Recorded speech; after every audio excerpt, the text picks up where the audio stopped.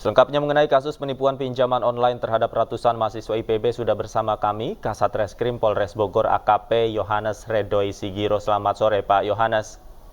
Selamat sore. Pak Yohanes, informasinya selain SHN masih ada pelaku lainnya yang dikejar, betul begitu Pak? Jadi perlu kami jelaskan bahwa setelah adanya laporan di tanggal 15 kemarin, sekitar pukul 18.30, ada perwakilan 2 orang korban yang datang ke Polsek Dramaga. Kemudian kami tangani bersama-sama dengan Polsek Dramaga dan Satreskrim Polres Bogor. Kami kemudian mengamankan terduga pelaku dan saat ini masih dalam pemeriksaan intensif. Jadi untuk keterlibatan pelaku lainnya masih dalam pendalaman, demikian. Ya, Pak Yohanes, apa barang bukti yang disita polisi saat penangkapan terduga pelaku dan apa peran dari terduga pelaku ini? Baik, sebagaimana sudah dijelaskan bahwa modus operandi yang dilakukan oleh pelaku adalah merekrut ratusan korban yang merupakan mahasiswa dan mahasiswi.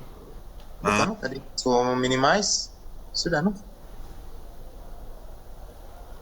Putus ya Pak? Baik, silakan kalau Pak semua Yohanes. masuk up. Pak Yohanes. Iya. Baik, silakan Pak Yohanes dilanjutkan. Oke. Modus operandi pelaku yang merekrut ratusan para mahasiswa dan mahasiswi ini dengan mengajak bekerja sama, yang mana modalnya diminta oleh pelaku dengan cara si para korban ini diminta untuk melakukan pinjaman online melalui 4 aplikasi pinjaman online. Nah setelah cair, uangnya kemudian diberikan kepada si pelaku ataupun dibelanjakan dengan janji 10% keuntungan dari masing-masing korban.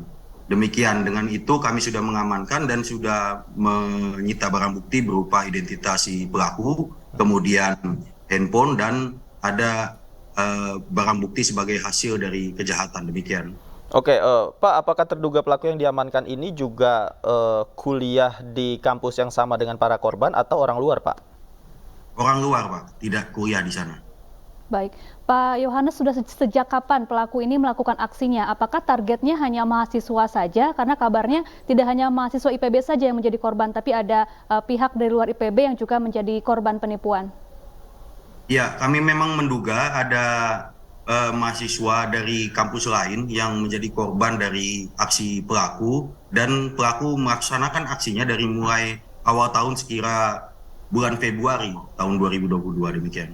Oke, kalau untuk uang para korban ini Pak, apakah juga berada di tangan terduga pelaku yang diamankan atau berada di tangan rekannya yang lain?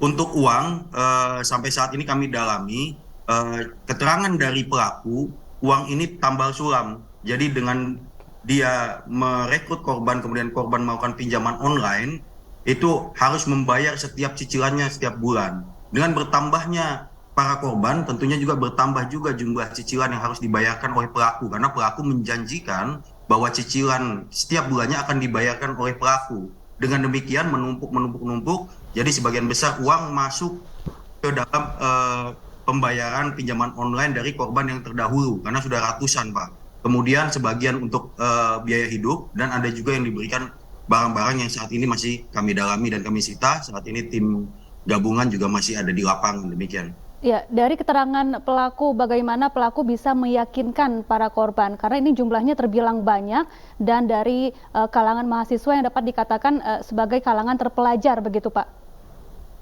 Baik, jadi sekali lagi kami sampaikan bahwa pelaku ini memang pada saat pemeriksaan, saya sendiri ikut melakukan pemeriksaan, memang pandai dalam menyusun kata sehingga kami paham bahwa mahasiswa-mahasiswa ini sehingga bisa terbujuk rayu. Jadi sekali lagi, si pelaku ini menunjukkan akun-akun marketplace yang mana bisa membeli barang, dan dia mengakui bahwa itu adalah akun-akun marketplace yang dia miliki. Nantinya jika ada keuntungan akan dibagikan. Nah, jadi dengan demikian para mahasiswa ini yang termotivasi untuk mendapatkan keuntungan, tapi menurut keterangan beberapa saksi korban, itu mereka mendapatkan keuntungan bukan untuk dirinya, tetapi untuk dalam rangka mencari dana untuk kegiatan-kegiatan organisasi kemahasiswaan, jadi untuk kegiatan positif. Jadi itu juga menjadi salah satu pendorong si pelaku ini berhasil dengan mudah merekrut korbannya yang merupakan mahasiswa, begitu Pak.